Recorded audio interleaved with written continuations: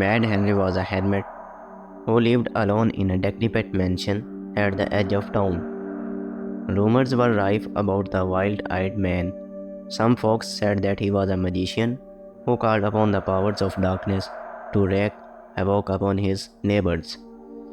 Others called him a mad doctor who could restore life to foul corpses from the local cemetery. No respectable citizen in town had anything to do with Mad Henry. Then one year a new family moved to a town with a lovely daughter Rachel, who caught Mad Henry's eye. He showered the maiden with gifts, goblets of pure gold, necklaces of pearl, and a pot of daisies that never dropped a single petal.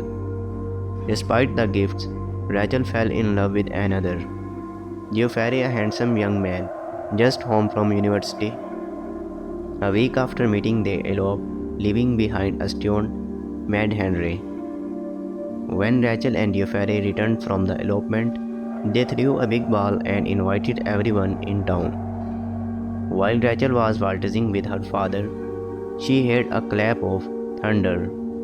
Lightning flashed again and again. Suddenly the double doors blew open and a breeze whirled in, bringing with it the smell of dead, decaying things. Mad Henry loomed in the doorway, pupils gleaming red with anger. He was followed by the grotesque figures of the dead, who came marching two by two into the room. Their eye sockets glowed with blue fire as they surrounded the room. Two of the corpses captured Geoffrey and threw him down at the feet of their lord. Red eyes gleaming, Mad Henry drew a silver-bladed knife and casually cut the bridegroom's throat from ear to ear. Rachel screamed and ran forward, pushing through the foul, stinking corpses of the dead and flung herself upon her dying husband. "Kill us both," she cried desperately.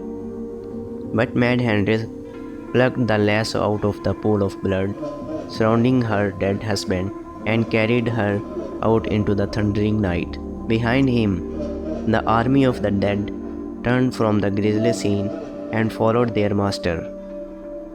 The sounds of thunder and lightning faded away as the alchemist and his dead companions disappeared into the dark night.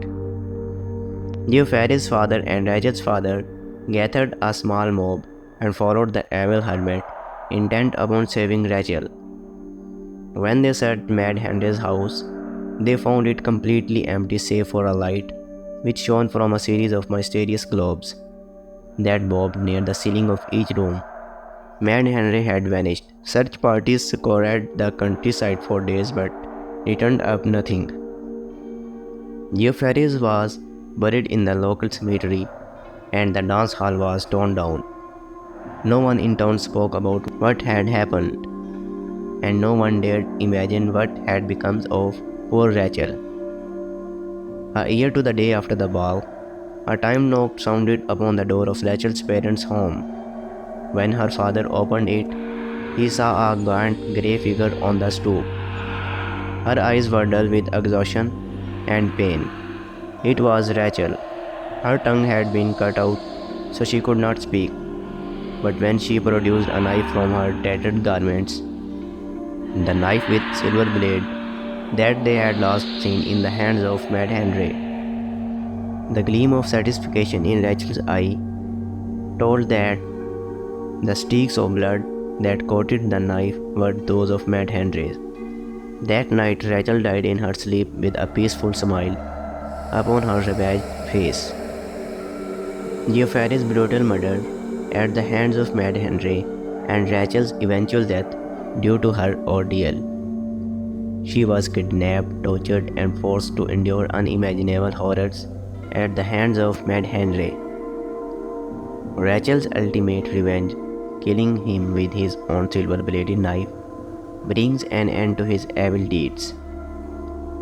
The townspeople's reluctance to speak about the events, indicating a collective trauma and desire to suppress the memories of the horrific occurrences.